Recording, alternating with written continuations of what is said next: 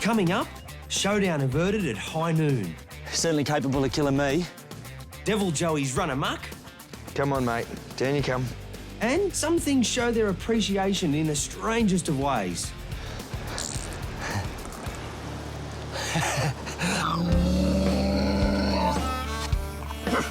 Tasmanian devils have been facing extinction since the discovery of devil facial tumour disease back in the mid-90s. Once infected, the disease signals the end for a devil. The worst thing about it is it's a long, lingering and painful death. On the upside, once the disease has run its course on Tasmania, that'll be it. The disease will be gone. I'm on my way back up to Devil Ark. It's our conservation breeding project, and it's in the high country of New South Wales.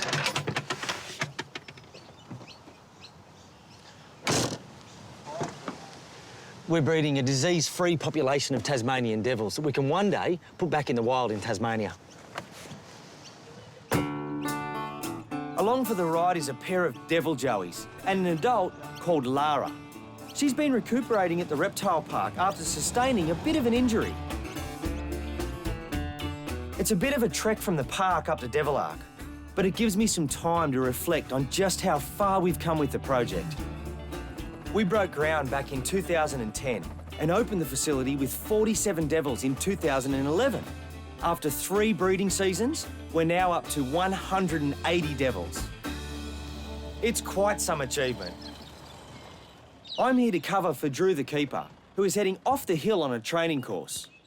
G'day, mate. Hey, how you going, Tim? Good, how are you? Good to see you. Yeah, you too. Drew has set a camera trap in a yard he thinks has a new mum. It's a female called Aggie. Devils usually give birth all around the same time, but Drew reckons Aggie's joey came late.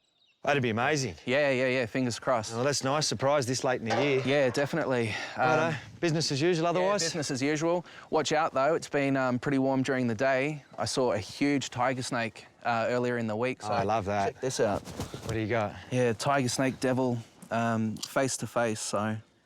Gee, did that end well? It did, yeah. The snake went off, the devil went off, so, yeah, I think Good. all's well that went well. All good, mate. Well, you need to get down off the hill anyway. I will see you tomorrow. Cool. All right, catch you Right, later. catch ya. See ya. Drew's given me some cameras to put into Lara's yard. She's the one that travelled with me from the park. I just hope she's accepted into the enclosure by the other devils. And this is Lara's enclosure. It's enclosure 4. It's late afternoon. Perfect time to put a devil back into this environment. She's had a bit of a trip up and a bit of an ordeal in general, so I hope she's in good spirit. Doesn't blame it all on me.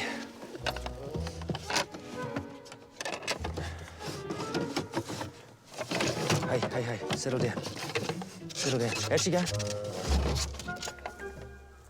There you go. That wasn't supposed to happen. I would have liked to have grabbed her and had a bit of a look. I know she's okay because I saw her at the reptile park, but she was keen and hopped off. That's a good sign.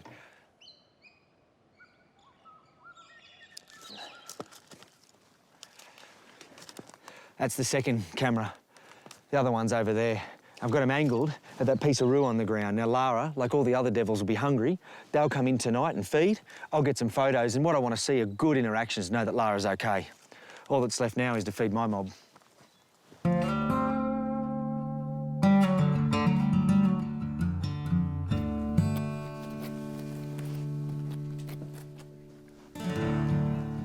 Henry and Devils means that wherever I go, they go. And they're used to my house and the reptile park, but tomorrow I've got something a little bit different in mind. Yeah, I do.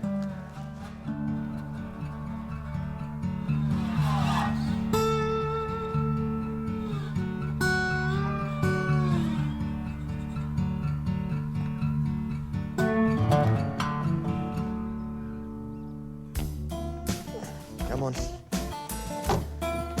Let's go.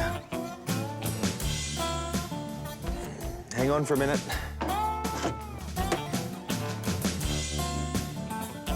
There's no such thing as a sleep-in at Devil Ark. Morning rounds start early, and there's lots of ground to cover.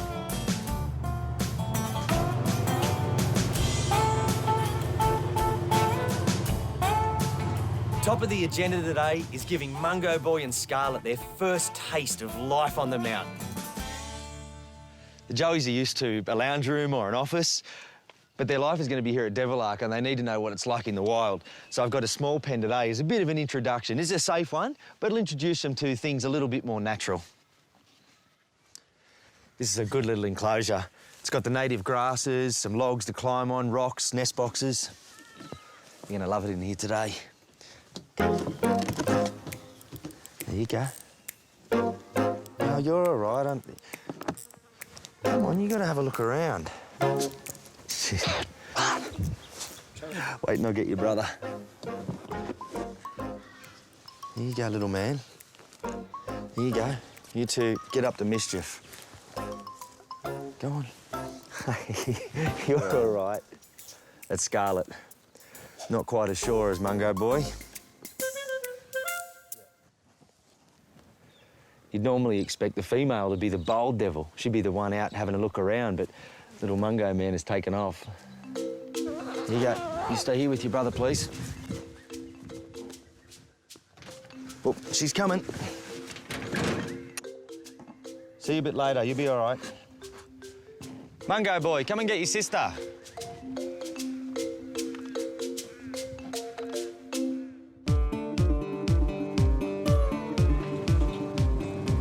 Second job of the day is an important one. It's the perimeter check. Now, we drive it daily just in case there's been a tree down or a breach, and we also set traps. Thankfully, we've never caught a devil in one, but they're the backup system.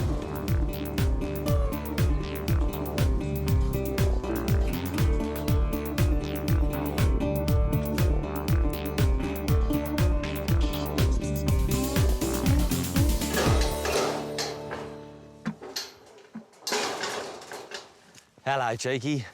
Keep on going. Go on. Walking the enclosures, evidence of the devil's natural behaviours is jumping out all around me. And you can't get much better than a latrine site. Take a look at this. This is where all the devils in this yard go to the toilet here, and it's a communication highway. Now, what that means is devils will normally come here by themselves, one at a time. They'll normally leave a poo sample, and then they'll scent mark. And that's basically dragging their backside along the ground. They've got some scent glands down there. You can see a perfect one here. Another slide almost looks like a wallaby's tail or a snake track. That's a devil. And what I'm really happy about is these samples. We've got 3 different poo samples there. One is full of fur. One is white. That means this devil ate a lot of bone. And one's black, which means that this was a lot of meat. Now, that's what I want to see, because the diet we give them, they're supposed to have some roughage, like the fur and bone, and then just a good feed of meat. That's perfect. Yesterday, Drew told me he'd seen Aggie and thought she was carrying joeys. We usually know about new additions to Devil Ark, but these joeys passed us by. That's the camera. That means this is Aggie's burrow. This is where Drew saw her with a big pouch and thinks she's got joeys. I don't know how we missed her earlier in the year, but it'd be nice if we did and she's got joeys. It makes sense to me. The females always prefer wombat burrows, old, vacated wombat burrows, for maternal dens. You know, they go deep, lots of chambers. That means the joeys are safe, the female can defend it. That's great to see. And Aggie's not going to come out, neither are her joeys. I can't wait to see what Drew's got on that camera trap last night.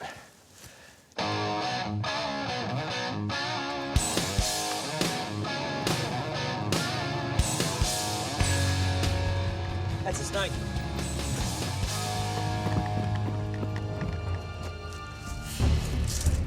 Tiger snake.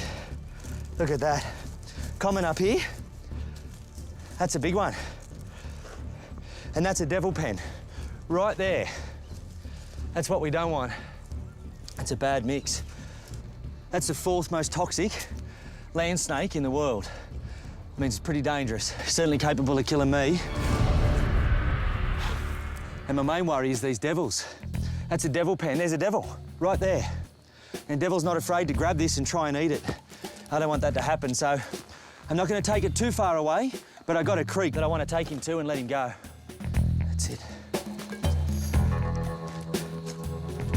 All right.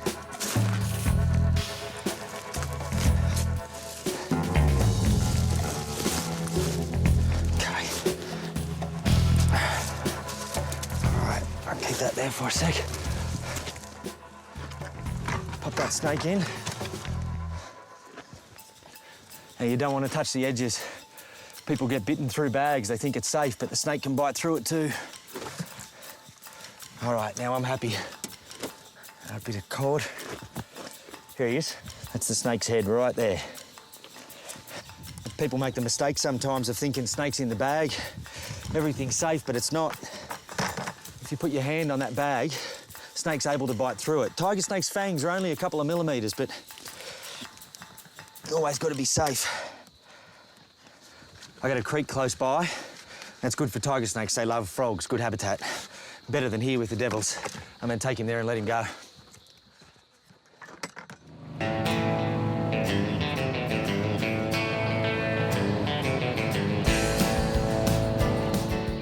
Removing snakes protects the devils and the snakes. It also makes our job safer.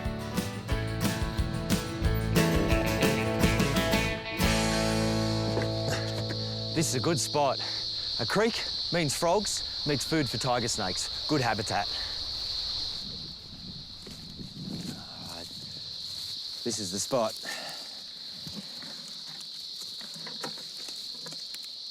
We've got 3 venomous snakes up here in Barrington Tops. The tiger snake, the red-bellied black snake, and the copperhead snake. Now, I've seen devils eat 2 of them, and I got a feeling that devils, like some other species, honey badgers, wolverines, might have a bit of an immunity and can tolerate it. I'd rather be safe than sorry. Okay, there he is. Off you go, mate. Out of harm's way, just the way it should be.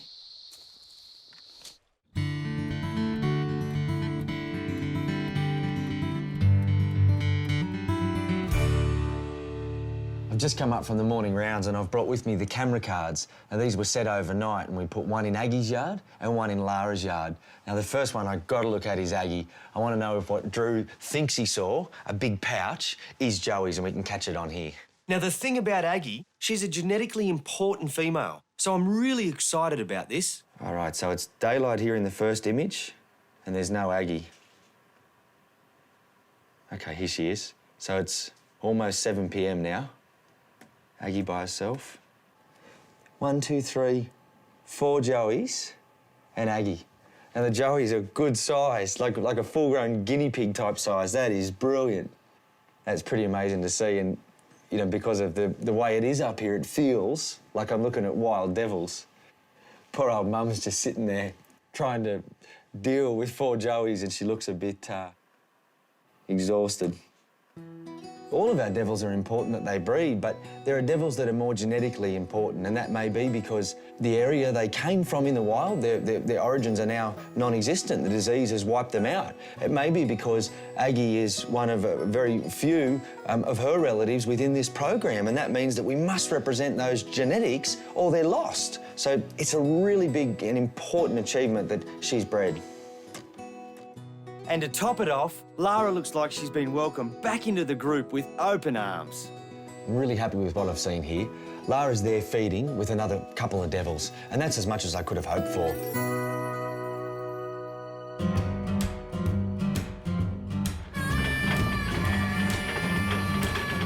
We take every opportunity to check up on the yards and their inhabitants.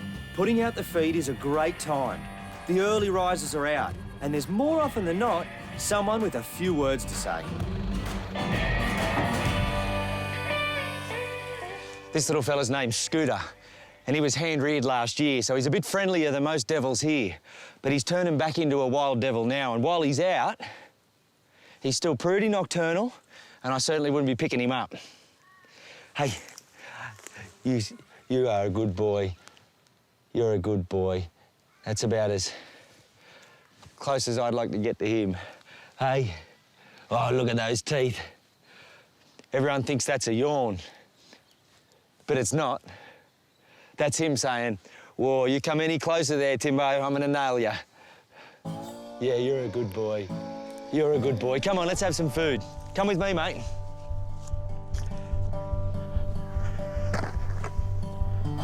Here you go.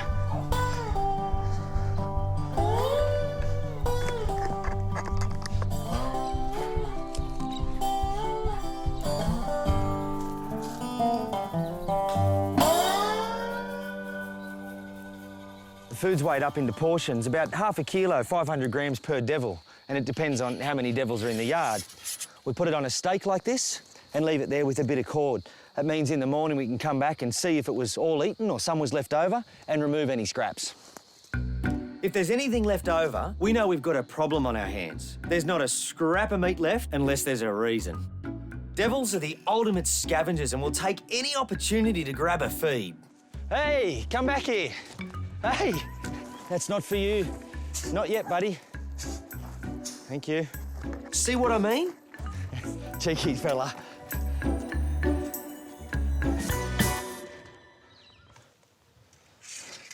The devils have got one of the strongest jaws on earth for their size. And this is a pretty good example of it. This was the pelvis bone of a cow.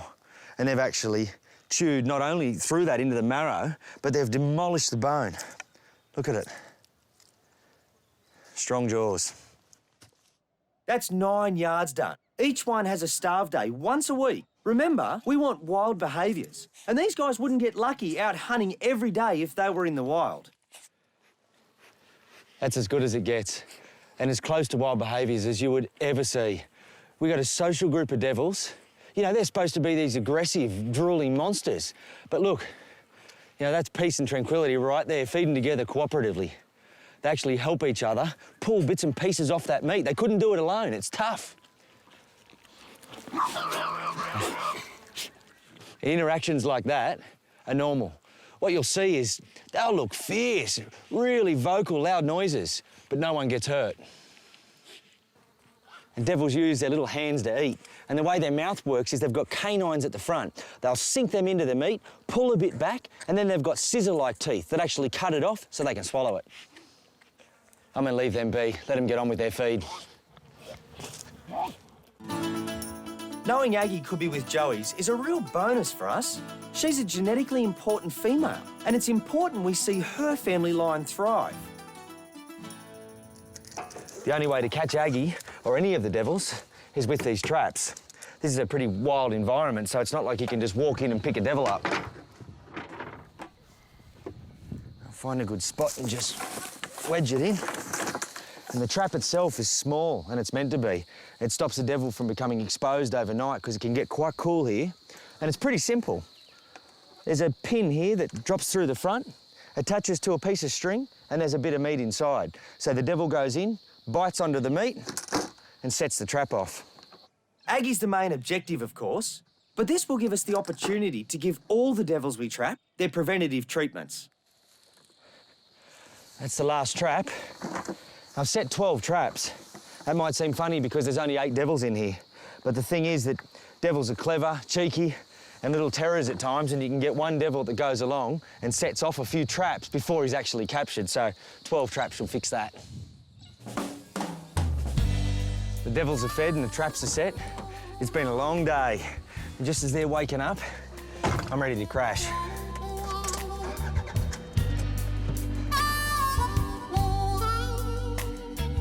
Always get a good night's sleep up here. It must be something about the clean, fresh air. One thing you can always count on is an early start. After the perimeter check, it's straight to Aggie's yard. Hopefully one of these is Aggie. Drew saw her with a full pouch. We've captured her on camera playing with Joey's. What we need to see now is that she's producing milk, and that's everything we need to confirm she's a mum. Looks like a female. Right. Thankfully, Drew's back up on the hill. This is no job for just one man. There you go. Got him? Yep.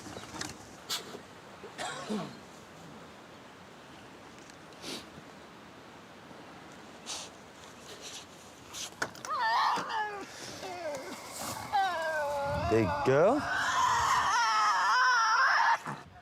Now that's not Aggie. This is Pippa. These treatments are normally used for cats and dogs, but they work for devils, and they're preventative treatments against the likes of fleas, ticks, anything like that, or internal worms. So it's a good opportunity to treat them, even though we're trying to get Aggie. We'll capitalise on that and make sure these guys are healthy. It's just a topical, so we want it on the skin. Off you go, darling.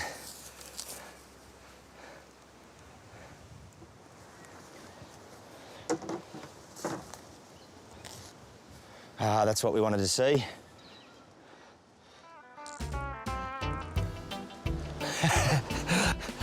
That's just lovely.